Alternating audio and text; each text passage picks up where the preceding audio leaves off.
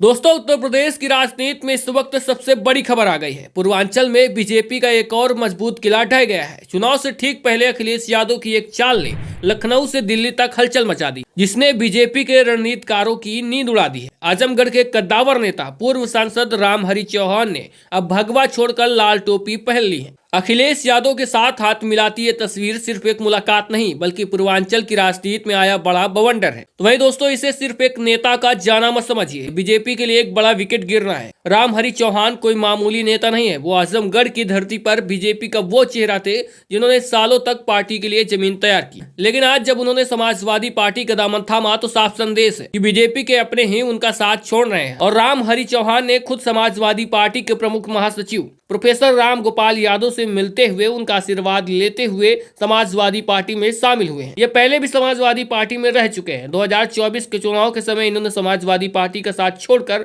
भाजपा के पाले में चले गए थे, लेकिन इनकी सबसे बड़ी भूल थी और उस भूल का इनको पछतावा हुआ, जिसके बाद फिर ये समाजवादी पार्टी में वापस आ गए। तो वहीं इनको वापस लाने में एक बड़ा हाथ प्रोफेसर राम गोपाल यादव का भी है। तो वहीं बीजेपी के लिए ये बड़ा झटका है, क्योंकि चौहान वोट बैंक पर रामहरि की अच्छी पकड़ है। तो ऐसे में सवाल आता है कि आखिरकार अखिलेश यादव ने रामहरि चौहान को वापस क्यों लिया। तो इसका जवाब छिपा है समाजवादी पार्टी के पीडीए फार्मूले में, यानी पिछड़ा, दलित और अल्पसंख्यक। रामहरि चौहान चौहान समाज से आते हैं, जो कि एक बड़े सम्मानित नेता है। और आजमगढ़ उनके आसपास के जिलों में चौहान यानी नोनिया समाज का वोट बैंक काफी मजबूत है और किसी भी चुनाव में रुख मोड़ने की ताकत रखता है। तो ऐसे में बीजेपी जो गैर यादव ओबीसी वोटों पर अपनी जीत का दावा करती थी, वो 2024 में वैसे भी बड़ी संख्या में खिसक चुका है। और उसके बाद जो लगातार समाजवादी पार्टी में पीडीए समाज के नेता जुड़ रहे हैं, वो कहीं न कहीं और भारतीय जनता पार्टी को टेंशन देने वाला है। और इसी के साथ रामहरि चौहान ने समाजवादी पार्टी में शामिल होते ही भारतीय जनता पार्टी के उन दावों की धज्जियां उड़ा दी है। तो वहीं अखिलेश यादव ने एक तीर से दो निशाने साधे। पहला, आजमगढ़ में बीजेपी को कमजोर करना, और दूसरा, पूरे पूर्वांचल में चौहान समाज को एक संदेश देना